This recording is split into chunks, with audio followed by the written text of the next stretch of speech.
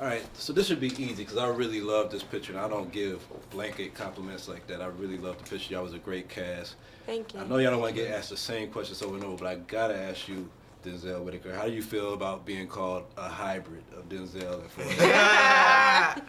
That's a first. Yeah. I'll have to write that down along with the love child of Denzel Washington and Forest Whitaker. Oh! That's what a lot of people are buzzing about. That's funny. It's hilarious. Child. But no relation to either. I was named after Denzel, and I'm glad that I got the name. I think it's very unique, and I love my name. I wouldn't have any other name.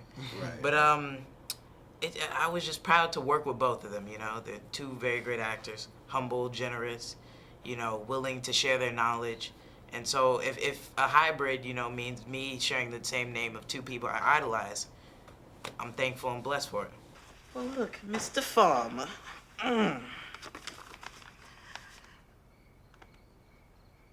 $5? Lo, I got $5. Yeah, I did too. It's called per diem. Woo-hoo. You want me to hold it for you? No, not my $5.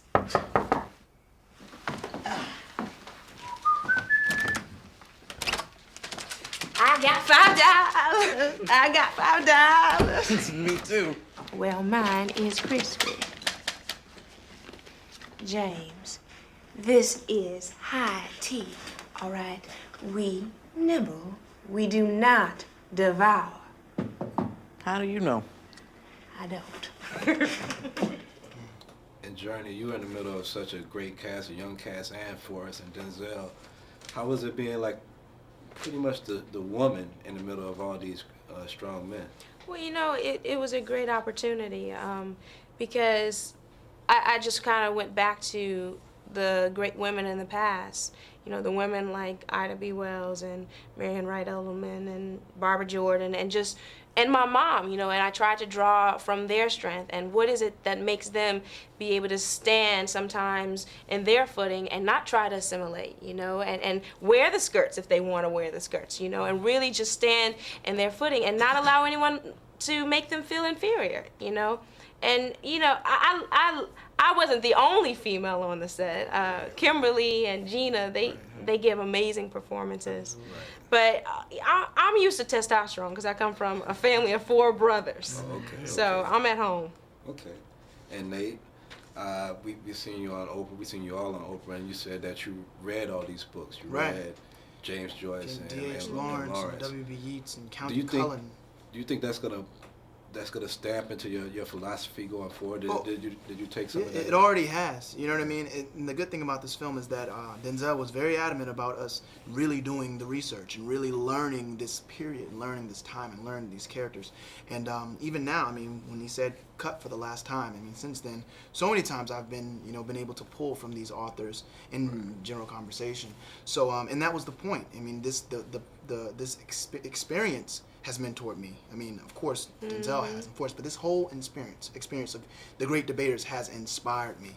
The same way I think it should inspire other people, and I think that it's like it's a call out for men. You know what I mean? I mean, for me, you know, being a young man, Henry Heights or Henry Lowe back in 1935, it was a very tough thing. You know, the turmoil inside of having to compromise yourself every day, and your dignity being stripped away. So now, I think it's important that we don't take for granted what we have, the ability as black men or men to be able to say, okay, you know, I am accountable. I do have responsibility. I'm going to try and give 5 minutes of my time every day to this organization, this person, and try to change their lives too. I remember you a couple of years ago, and you disappeared. What happened? I come and go whenever it suits me. Suspensions? Leaves of absence.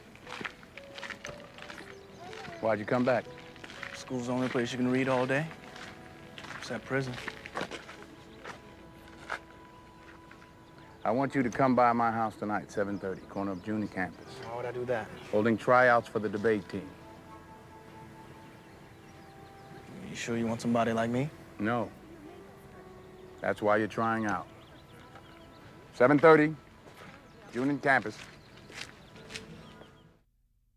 Okay. One of the most emotional scenes for me was watching the lynching scene. Right. In light of all of the nooses that's sprung up across America following the Gen 6 debacle. What are your feelings on that being called a prank? What is the nooses? That's not a prank. Yeah, I mean, that's never a joke. Yeah, that's never. When you think about it, only 70 years ago this was going on, 1935. I mean, only 70 years ago, our ancestors were facing hard times, and we were fighting for our rights, and trying to overcome nuisances. And I mean, that's basically my grandparents.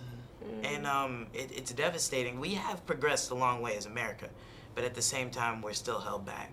You know, I feel teenagers my age, they think it's cool to be dumb, which is definitely the message of this film, is that it's cool to be intelligent.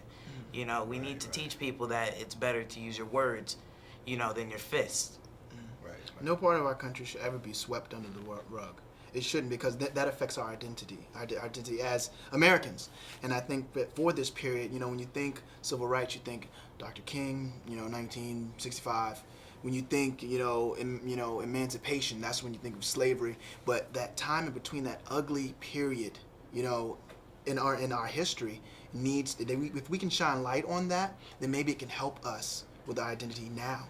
You know what I mean? Because lynching has happened all the way up until, you know, the 90s. I remember the guy in Texas that got dragged behind that truck, and they try to say, oh, these are isolated incidents, but they're not. It reflects a mentality that still exists in our country that needs to be addressed. And I just hope that this film, you know, is not just for black people, so all people to watch, so they can say, okay, there is history that we haven't really been exposed to. Definitely. Anybody know who Willie Lynch was? Anybody? Raise your hand. He was a vicious slave owner in the West Indies. The slave masters in the colony of Virginia were having trouble controlling their slaves, so they sent for Mr. Lynch to teach them his methods. Keep the slave physically strong, but psychologically weak and dependent on the slave master. Keep the body, take the mind. I and every other professor on this campus are here to help you to find, take back, and keep your righteous mind.